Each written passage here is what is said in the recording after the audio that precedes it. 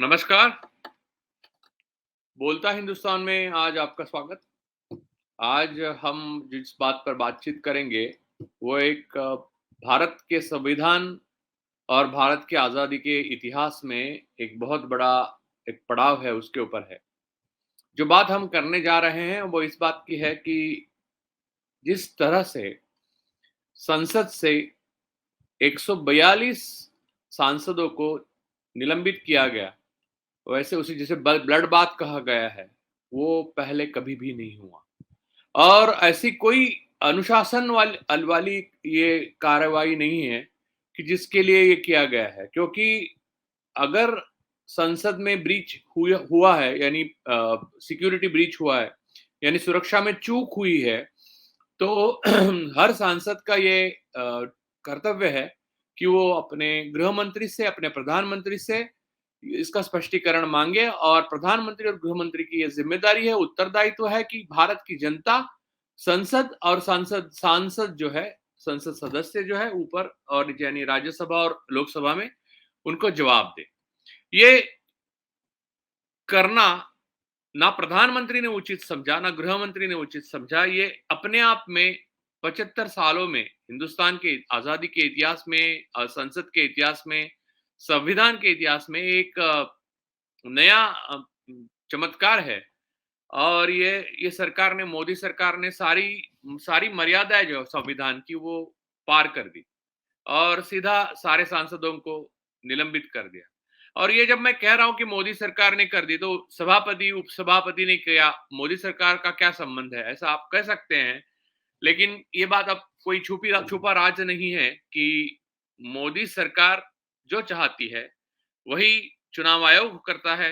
वही हम लोग प्राइमा फेसी देखे तो जजेस से या कोर्ट से नहीं, जो सारे निर्णय आते हैं वो वही आते हैं।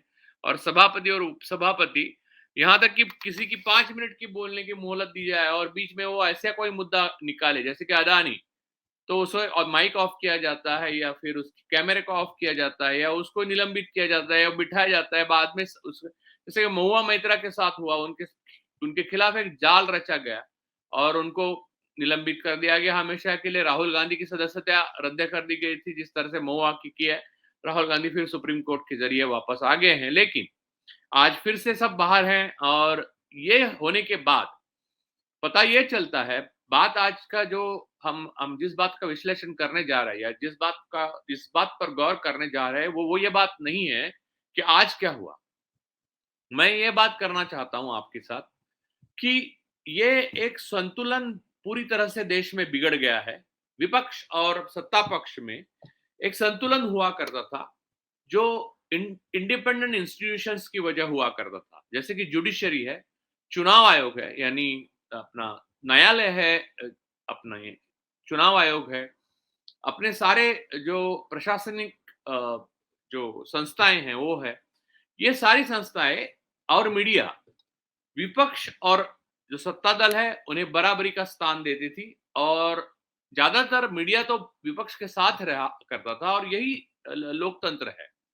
लेकिन आज के तारीख में हुआ यूं है कि चुनाव आयोग, प्रशासन, सारी संस्थाएं, यानी जो एनफोर्समेंट एजेंसीज है, जैसे कि ईडी है, आईटी है, आपकी सीबीआई है, एनएसए है, एनआई है, यूएपीए जैसे कानून है, वो सरकार के हाथ में। और उसका बल जो प्रयोग किया जा रहा है, उसका कोई निर्णय सुप्रीम कोर्ट से नहीं आ रहा। आज भी भीमा कोरेगांव की जो आरोपी है वो अंडर ट्रायल है, और ट्रायल उनकी शुरू भी नहीं हुई, 5-5 साल हो गए हैं।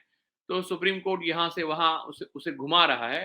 हालांकि सेमिनार्स में बड़े बड़े भाषण दिए जा रहे हैं जजेस द्वारा, लेकिन वास्तविकता में ये दिखाई दे रहा है कि कोई न्याय नहीं मिल रहा है। स्टेन स्वामी जैसे व्यक्ति को, जो बुढ़ापे की भी लास्ट फेज में थे, उनको पार्किंसंस था और उनको एक स्ट्रॉ नहीं मिला और उनकी डेथ हो गई। तो ये सारी चीजें हमने देखी है। ये आजादी खोने का पूरी तरह से हमें पूरा यकीन है। अब सवाल ये है कि 2024 में चुनाव आने वाले हैं, मई में, हो सकता है वो मार्च में भी हो जाए, क्योंकि 22 जनवरी को राम मंदिर का उद्घाटन जो है वो इस तरह से किया जाएगा कि जैसे कि कोई बड़ी उपलब्धि हासिल की है। वास्तविकता से देखा जाए तो राम मंदिर का निर्माण होने में कई चीजें ऐसी है कि जिसके ऊपर हम सवाल उठा सकते हैं। जैसे कि बाबरी मस्जिद जो है वो गिरी, ये एक क्राइम है, ये गुनाह है और ये सुप्रीम कोर्ट ने मान लिया है। लेकिन इसका कोई कन्विक्ट नहीं है, यानी इसका कोई क्रिमिनल नहीं है, इसका कोई गुनाहगार नहीं है। यानी बाबरी मस्जिद गिरना ये गुनाह है, लेकिन इसका कोई पकड़ा गया है, ना कन्विक्ट हुआ है, ना किसी ने किया है ये। इसका मतलब बाबरी मस्जिद ने खुदकुशी की, ये एक सवाल अलग है। दूसरा सवाल ये है, जिस चीफ जस्टिस के नेतृत्व में ये निर्णय दिया गया, उन्हीं का जो निर्णय है खुद ही के बारे में, वो उन्होंने ही किया। जो एक बहुत संगीन आरोप उन पर था, वो भी शक के घेरे में, शक के दायरे में था। और बाद में ये सारा निर्णय देने के बाद वो खुद सांसद बने सत्ता पक्ष के। तो ये सारी बातों के आधार पर, यानी ये सारी बातों के कॉन्टेक्स्ट में हमें राम मंदिर अब बनाया जा रहा है 22 जनवरी को, और उसके बाद चुनाव कब होंगे पता नहीं, मार्च में भी हो सकता है, मई में भी हो सकते हैं। हम आज सवाल जिस जिस सवाल पर बात करेंगे, जिस जिस जिस मुद्दे की बात करेंगे, वो बात ये है कि क्या विपक्ष को चुनाव लड़ना चाहिए? क्योंकि देखिए, एक बात है कि अभी ये जो चुनाव हो रहे हैं उसमें ईवीएम पर सवाल उठ रहे हैं। नहीं, पक्का यकीन है कि ईवीएम एक प्रिसिजन के साथ उसके साथ खिलवाड़ किया जा रहा है। और इसमें देखा कि हमने बहुत लोगों के बारे में देखा, जो नेता थे, जो जर्नलिस्ट थे, आज कई जेल में भी हैं, उनके ऊपर पेगासस उनके फोन में लगाया गया, जिस तरह से सर्विलेंस किया गया।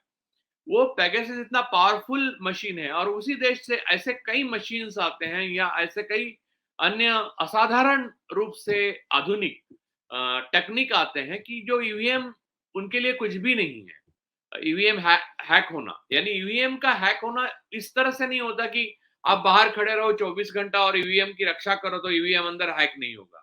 ईवीएम हैक करने के लिए आपको उधर होने की भी जरूरत नहीं है, एक बात। दूसरी बात यह है कि ईवीएम की सुरक्षा और लोकतंत्र के बीच में एक दीवार है, और लोकतंत्र की रक्षा के लिए एक दीवार है, और वो है चुनाव आयोग। तो चुनाव आयोग का हमने देखा कि आज तक के लिए, गणना करने के लिए उन्होंने कभी हाँ नहीं भरी। ना ही 19 लाख पिछले लोकसभा चुनाव में जो ईवीएम मशीन गायब हुए उसके ऊपर उन्होंने कोई टिप्पणी की, ना सुप्रीम कोर्ट ने उसके ऊपर टिप्पणी की।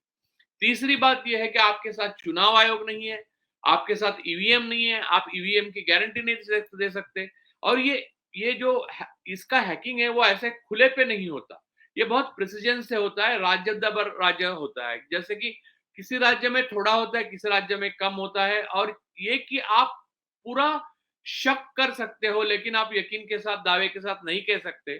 तो एआई यानी आर्टिफिशियल इंटेलिजेंस और ये जो आधुनिक टेक्नोलॉजी है उसका इस्तेमाल करके इसको यूज किया जाता है। इसलिए जनता के लिए सत्ता दल कोई उत्तरदायी नहीं है, और इतना आश्वस्त है वो कि चुनाव में जनता की राय कोई मायने ही नहीं रखती। इसकी वजह यह है क्योंकि मशीन से पूरी तरह से खेल खेला जाएगा, समझ लेते हैं हम। और नहीं खेला जाएगा तो खेला दूसरी किसी तरह से खेला जाएगा, तो चुनाव आयोग उसके उसमें हस्तक्षेप नहीं करेगा। तो एक इतना संतुलन होने के बाद अगर विपक्ष यानी इंडिया गठबंधन, जो भी पार्टी साथ में हो, या कांग्रेस मेन पार्टी जो है, वो चुनाव लड़ते हैं, तो 100%, 100% वो लोग चुनाव हारेंगे। और वो लोग चुनाव हारेंगे ये जानकर कि ये एक ऐसी लड़ाई थी जो शतरंज के लिए खेली गई थी, लेकिन मुक्केबाजी से जीती गई। तो ऐसी लड़ाई लड़ने में क्या लोकतंत्र का बचाव है? अगर समझ लीजिए विपक्ष हार जाता है और उसके बाद फांसीवाद पूरी तरह से, या हिंदू राष्ट्र हिंदू भारत में आ जाता है, या संविधान को नष्ट किया जाता है, तो ये जिम्मेदारी विपक्ष की है। क्योंकि चुनाव से पहले उनको ये सारे मुद्दे उठाने चाहिए, ईवीएम से लेके चुनाव आयोग की निष्पक्षता से लेके बल के असंतुलन को लेकर सारी चीजों का करना चाहिए। क्योंकि मैं ये इसलिए कह रहा हूं क्योंकि विपक्ष हारेगा और उसकी कीमत हमें चुकानी पड़ेगी। भारत के नागरिक जो है, भारत के सिटीजन जो है, वो फिर से एक बार गुलामी में फंस जाएंगे। चाहे वो हिंदू राष्ट्र की गुलामी हो, गोबर की गुलामी हो, गोमूत्र की गुलामी हो, मनुस्मृति की गुलामी हो, ब्राह्मणवाद की गुलामी हो, इस गुलामी में फंसने के लिए कारण सत्ता दल नहीं, विपक्ष बन जाएगा। क्योंकि विपक्ष कोई मांग किए बिना ही चुनाव लड़ने के लिए तैयार हो। भले ही एक को एक वो उम्मीदवार दे, एक के सामने एक ही उम्मीदवार दे, लेकिन ये सारा खेला कर दिया गया। तो 100%, 100% मैं ये कह सकता हूं, दावे के साथ आज की तारीख में कह सकता हूं कि किसी भी प्रकार से संभव नहीं है कि लोकसभा के चुनाव विपक्ष जीत सके, क्योंकि चुनाव आयोग सत्ता दल के इशारे पर काम कर रहा है। ना सुप्रीम कोर्ट का कोई फैसला देने में कोताही बरत रहा है।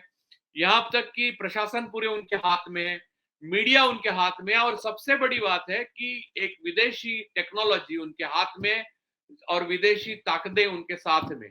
ऐसे स्थिति में विपक्ष को इसके खिलाफ पहले आंदोलन करना पड़ेगा। विपक्ष को यह कहना पड़ेगा कि ये सारी चीजें सही नहीं होती, तब तक हम चुनाव का बहिष्कार करते हैं। इंटरनेशनल कम्युनिटी को समझने दो कि सत्ता दल पूरी तरह से फांसीवादी तरीके से काम कर रहा है। डेमोक्रेसी हिंदुस्तान में सत्ता दल की वजह से नहीं है।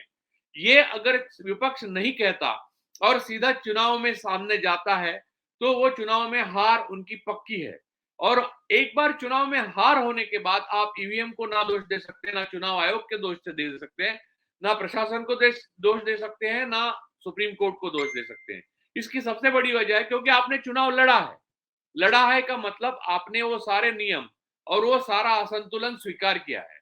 आप असंतुलन का अगर स्वीकार नहीं करते, तभी आपको नैतिक रूप से इस बात पर बात करने की आजादी है कि आज की तारीख में देश में लोकतंत्र का संतुलन पूरी तरह से तहस नहस कर दिया गया है। और वो जब तक पूरी तरह से संतुलित नहीं होता, तब तक चुनाव हम नहीं लड़ेंगे। और ये नेपथ्य जो सत्ता दल कर रहा है, ये सरकार जो कर रही है नेपथ्य, आज इंटरनेशनल कम्युनिटी को दिखाने के लिए कि हमारे यहाँ लोकतंत्र है, तो ये ऐसे झूठे लोकतंत्र को हम हवा नहीं देंगे। हम बहिष्कार करेंगे तब तक जब तक चुनाव आयोग निष्पक्ष नहीं, वीवीपैट का गणना नहीं होती, बैलेट पेपर पे चुनाव लेने की हमारी मांग पूरी नहीं होती, विदेशी कोई साथी जो है उनकी जो मशीन है, सर्विलेंस है, वो नहीं होता। और यहां तक कि इसकी ऑब्जर्वेशन एक पूरी जेपीसी जैसी कमेटी गठित होकर पूरे चुनाव निष्पक्ष रूप से हो रहे या नहीं इसका ऑब्जर्वेशन नहीं करते, तब तक विपक्ष को चुनाव नहीं लड़ना चाहिए। सत्ता दल को तो पूरा भरोसा है क्योंकि उनको जनता की वोट पे जीतना ही नहीं है। तो विपक्ष को जनता की वोट मिलते नहीं है, ये कहकर सत्ता दल आने वाले 5 सालों में पूरे देश को गुलामी में अगर ढकेल दे, तो इसके जिम्मेदार विपक्ष होगा। तो विपक्ष को पहले इस बात को देखना चाहिए कि ये लड़ाई संतुलित हो, लोकतांत्रिक हो। ये आज लड़ाई लोकतांत्रिक नहीं है। विपक्ष शतरंज खेल रहा है और सत्ता दल मुक्केबाजी पर उतर आया है। तो ये जब तक संतुलित लड़ाई लड़ी नहीं जाती, तब तक चुनाव लड़ने के लिए विपक्ष को तैयार होना नहीं चाहिए। चुनाव का बहिष्कार करना चाहिए। जो गांधी जी ने कहा था कि असहकार असहकार के जो माध्यम है, जो असहकार का, अहिंसा और असहकार का तत्व है गांधी जी का, वो यहाँ इस्तेमाल करने का वक्त आ गया है। भारत का इतिहास करवट ले रहा है और ऐसे वक्त भारत में सबसे ज्यादा जरूरी ये चीज है कि विपक्ष जाग जाए और विपक्ष ये तय कर दे कि हम चुनाव तब तक नहीं लड़ेंगे, हम चुनाव को तब तक बहिष्कार करेंगे जब तक संतुलित रूप से ये चुनाव नहीं लड़े जाते। पूरी तरह से चुनाव आयोग या सारी यंत्रणाएं विपक्ष के साथ भी उतनी नहीं होती जितनी सत्ता दल के साथ है। और इनकी जो बल प्रयोग जो हो रहा है वो तानाशाही या फांसीवाद है, या पूरे इंटरनेशनल कम्युनिटी को दिखने दे। तो ये बात अगर विपक्ष करता है, तो भारत में लोकतंत्र बचने की थोड़ी सी संभावना है, या हमारी जो सांस है वो लोकतंत्र में चालू रहे, इसकी संभावना है। अगर बिना ये कुछ किए विपक्ष अगर चुनाव को सामने जाता है, तो भारत की 140 करोड़ जनता को वो बिना वजह उनकी इच्छा के विरुद्ध वो गुलामी में ढकेल देगा, मनुस्मृति में ढकेल देगा, एक आदि युग, अंधे युग में ढकेल देगा। और इसका जिम्मेदार सत्ता दल से ज्यादा विपक्ष रहेगा। विपक्ष को आज से ये तय करना चाहिए कि ये संतुलित चुनाव ना हो, उससे बेहतर ये है कि वो चुनाव का बहिष्कार करे, क्योंकि लोगों की आजादी का सवाल है, सिर्फ विपक्ष के जीतने का या हारने का सवाल नहीं है। और इसको अगर समझे नहीं, आज अगर समझे नहीं, तो इसके बाद चुनाव चुनाव की प्रक्रिया या होने नए आने वाले ड्रैकोनियन कानून, किसी भी बात पर लोगों का, नागरिकों का, संविधान का, विपक्ष का कोई नियंत्रण नहीं रहेगा। इसको विपक्ष बहुत हल्के में ले रहा है, और आज भी मैं ये मानता हूं कि विपक्ष हल्के में ले रहा है, इसीलिए सत्ता दल इतनी बड़ी तानाशाही कर सकता है। ये नोटबंदी से चल रहा है, और नोटबंदी से लेकर आज तक विपक्ष ने सारी चीजों को हल्के में लिया। लोगों ने अपनी जान भी दे दी, कई लोगों से, किसान आंदोलन हो, नोटबंदी हो, हर चीज में लोग मारे गए, हर चीज में लोगों की शहादत हुई।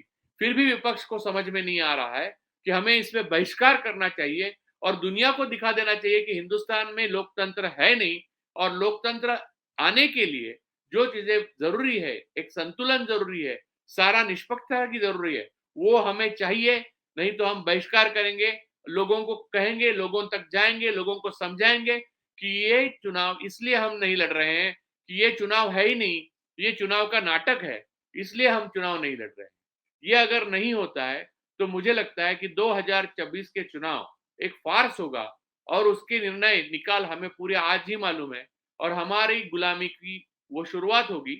अब हम गुलाम नहीं है ऐसा मैं नहीं मानता, लेकिन समझ लीजिए आज हम 80% गुलाम है। ये आज मैं बात कर रहा हूँ, बचे हुए 20% में कर रहा हूँ। ये बात करने का खुलापन भी नहीं रहेगा, और हमारी स्थिति साउथ अमेरिकन या नॉर्थ अफ्रीकन कंट्रीज जैसी हो जाएगी, और विपक्ष को इसलिए जागना बहुत जरूरी है। मैं सबको ये आह्वान करता हूं कि विपक्ष के जितने लोगों को आप बता सके, आप जगा सके, आप लोगों को, नागरिकों को जगा सके, जगाइए कि चुनाव तब तक ना हो जब तक वो समतल, पूरे समतल और संतुलित रूप से ना हो, और निष्पक्षता से ना हो। जब निष्पक्षता से चुनाव होते हैं तो लड़ सकते हैं, अगर ना होते हैं तो ना हो, उसको बहिष्कार करो। तो उसके बाद जो होगा वो संघर्ष होगा, और वो फिर गांधी जी ने जो कहा था असहकार के रूप में, हम संघर्ष करेंगे, पूरा देश संघर्ष करेगा, लेकिन इस तरह से चुनाव लड़ने नहीं चाहिए, और विपक्ष को ये खतरा कभी भी मोल नहीं लेना चाहिए। आज के लिए बस इतना ही, फिर मैं आपको मिलूंगा बहुत जल्द। धन्यवाद।